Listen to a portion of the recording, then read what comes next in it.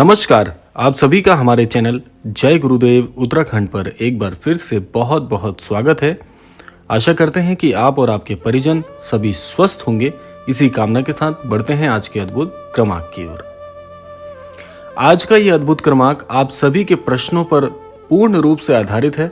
आप सभी के मिले जुले प्रकार के एक ही प्रश्न का ये संदर्भ है। प्रश्न में आप सभी एक ही बात की ओर बल देते हैं कि श्री महाराज जी को हम भला अर्जी कैसे लगा सकते हैं, अपनी बात महाराज जी तक कैसे पहुंचा सकते हैं। तो इसी संदर्भ में आज का यह अद्भुत क्रमांक है। तो आइए बिना देर किए हुए बढ़ते हैं आज के अद्भुत क्रमांक की ओर। बात करें यूं महाराज जी की, तो महाराज जी के बारे में जितनी भी बातें कही जाए, महाराज जी का जितना भी धन्यवाद करना चाहें उतना ही कम होता है। श्री महाराज जी की जो दयालुता है, श्री महाराज जी का जो प्रताप है और उनका जो आशीष है, वे कभी भी शब्दों में कहने योग्य नहीं बन पड़ता, क्योंकि आपके पास शब्दों की बहुत कमी हो जाती है महाराज जी के आशीर्वाद को, महाराज जी के आशीष को कहने में। और इसी संदर्भ में प्रत्येक व्यक्ति, प्रत्येक महाराज जी के अनन्य भक्त चाहते हैं कि हम अपने हृदय की बात महाराज जी तक कैसे पहुंचाएं। कोई अनन्य भक्त श्री कैंची धाम से बहुत दूर है या महाराज जी के सभी धामों से बहुत दूर है, लेकिन हृदय में एक ही बात घर कर जाती है कि महाराज जी तक अपने हृदय की बात कैसे पहुंचाई जाए। क्या कोई माध्यम हो सकता है कोई ऐसा माध्यम हो सकता है कि हम अपने हृदय की बात महाराज जी तक पहुंचा पाएं। बहुत से अनन्य दर्शकों का यह प्रश्न है कि महाराज जी तक हम अपने हृदय की बात, उनको अपनी अर्जी, उनको अपने जो वक्तव्य हैं या अपने जो प्रश्न हैं, वे महाराज जी से हम कैसे पूछ सकते हैं। तो आज आपको मैं यही बात बताना चाहूंगा कि केवल और केवल श्री महाराज जी ही एक ऐसे अद्भुत संत हैं कि जिनको अपनी हृदय की बात समझाना बहुत बहुत आसान है। महाराज जी इतने दयालु हैं कि अपने भक्तों के हृदय की, उनकी स्थिति परिस्थितियों के बारे में स्वयं ही महाराज जी जानते हैं। आपकी जो भी परिस्थिति आज इस समय में है, महाराज जी उससे पूरी तरह से वाकिफ हैं। महाराज जी हर हाल आपका समझते हैं कि कोई अनन्य भक्त मुझसे मिलना चाहता है लेकिन उसकी व्यवस्था नहीं है, महाराज जी यह भी जानते हैं। कोई अनन्य भक्त शारीरिक रूप से पीड़ित है लेकिन हृदय में लालसा है कि महाराज जी के दर्शन हो जाएं, महाराज जी ऐसे भक्तों का भी हाल जानते हैं। कई भक्त ऐसे हैं जिनके पास साधन नहीं है या समय का अभाव है या आर्थिक रूप से कमजोर हैं, लेकिन महाराज जी से मिलना चाहते हैं, उनके दर्शन करना चाहते हैं, तो भी महाराज जी सब कुछ जानते हैं। तो बात आती है अर्जी की, तो आपको अर्जी लगाने के लिए कोई विशेष प्रबंध करने की आवश्यकता बिल्कुल भी नहीं है। यही बात मैं कहना चाहूंगा कि आपको किसी प्रकार का कोई ऐसा प्रबंध, कोई विशिष्ट कार्य, कोई विशिष्ट मंशा, इसकी आवश्यकता है ही नहीं। मैंने आपको कई क्रमांकों में एक बात बताई है कि महाराज जी केवल भाव के भूखे हैं। अगर आपके हृदय में महाराज जी के प्रति श्रद्धा है, भाव है और श्री महाराज जी के प्रति प्रेम है, बस यही आपकी अर्जी हो जाती है। अगर आपके पास महाराज जी का छवि चित्र आपके घर पर है और आपने उसको कहीं पर विराजमान किया हुआ है, महाराज जी के स्वरूप को कहीं पर आपने रखा हुआ है, चाहे मंदिर का स्थान हो, पूजा स्थल हो या कोई अलग से आपने स्थान बनाया हो, जैसी भी आपकी इच्छा है या जिस भी स्वरूप में आपने महाराज जी को स्थान प्रदान किया है, तो आप उसी स्वरूप में महाराज जी के समक्ष आकर अपने मन की बात कह दीजिए, वही आपकी अर्जी लग जाएगी।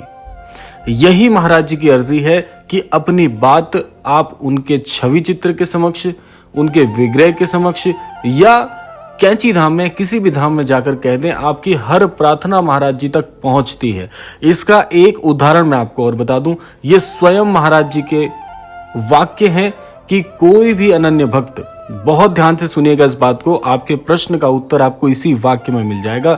महाराज जी का यह अद्भुत वाक्य है कि कोई भी अनन्य भक्त मेरे किसी स्वरूप के समक्ष, चाहे वह छवि चित्र हो, चाहे स्वरूप हो या विग्रह हो, किसी भी स्वरूप में कोई भी अनन्य भक्त मेरे समक्ष आकर कोई भी बात कहता है, कोई प्रार्थना करता है तो उस पर व्यक्तिगत रूप से मैं विचार करता हूं और वे प्रार्थना मुझ तक पहुंच जाती है स्वतः ही। ये महाराज जी के वाक्य हैं। तो इस वाक्य से आप यह समझ सकते हैं कि कोई भी विशिष्ट प्रकार से अर्जी या कुछ भी आपको अलग से करने की जरूरत नहीं है। महाराज जी बड़े दयालु हैं, बड़े भोले हैं महाराज जी, कि आपको केवल और केवल प्रेम और श्रद्धा भाव से अपनी बात महाराज जी के समक्ष कह देनी है और समझ लीजिए आपकी अर्जी महाराज जी तक आसानी से पहुंच गई। बस इतना सा कार्य है। लेकिन फिर भी मैं आपको एक बात कहूंगा कि संकोचित मत होइएगा। आप हृदय में संकोच कर कर अपनी बात नहीं रख पा रहे हैं तो आप बहुत भूल कर रहे हैं। महाराज जी बड़े दयालु हैं। आप हृदय खोलकर, जैसे अपने माता पिता से आप बात करते हैं, जैसे गुरुजनों से आप बात करते हैं, ऐसे ही आप अपने शब्दों में महाराज जी के समक्ष अपने हृदय की बात खोलकर रख दीजिए और बाकी सब कुछ महाराज जी के ऊपर छोड़ दीजिए। महाराज जी सब कुछ जानते हैं। महाराज जी कहते हैं, ये भी महाराज जी का वाक्य है कि चिंता मत कर, हमने कह दी चिंता मत कर। अपने अनन्य भक्तों से महाराज जी जो भी महाराज जी के समक्ष चिंतित होकर या किसी भी परेशानी में होकर महाराज जी के समक्ष जब आते थे तो महाराज जी का ये वाक्य उनके लिए होता था कि चिंता मत कर, हमने कह दी चिंता मत कर। इसका आशय है कि महाराज जी के समक्ष कोई बात आपने कह दी तो आपको चिंता मुक्त हो जाना चाहिए। ये ऐसा ही है कि आपने अपनी परेशानियों का जितना भी भार है महाराज जी के चरणों में समर्पित कर दिया। बाकी जो भी करेंगे, जैसा भी करेंगे, जो भी रास्ता निकालेंगे महाराज जी ही निकालेंगे। फिर आपको चिंता करने का कोई लाभ नहीं। आप चिंता छोड़ दीजिए, अपने हृदय की बात बस आपको कहनी मात्र है और महाराज जी ऐसा मार्ग निकालेंगे जो सबसे महत्वपूर्ण होगा आपके लिए। देखिए, एक कहावत है छोटी सी कि नर सोचे और नारायण सोचे और, यानी कि हम अपने लिए बहुत सारी व्यवस्थाओं के विषय में पहले से ही अपनी योजनाएं बना लेते हैं, लेकिन ईश्वर जो हमारे लिए योजना सुनिश्चित करते हैं वह योजना हमारे लिए सबसे ज्यादा अच्छी होती है। उसमें हम सबकी बहुत भलाई होती है। तो ईश्वर ऐसा कार्य करते हैं क्योंकि हम तो मनुष्य हैं, हम आगे पीछे कुछ नहीं सोचते, बस हम एक जिद पकड़ लेते हैं कि हमारी अमुक इच्छा पूरी हो जाए।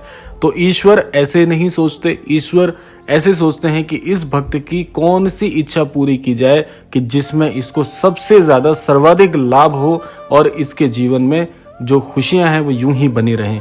तो इसलिए जो ईश्वर हमारे लिए सोचते हैं, जो हमारे गुरुजन हमारे लिए सोचते हैं, जो हमारे महाराज जी हमारे लिए सोचते हैं, वही सबसे अच्छा होता है। तो इसलिए इस परेशानियों की जितनी भी पोटली आपके पास है उसको महाराज जी के चरणों में समर्पित करके भूल जाइए।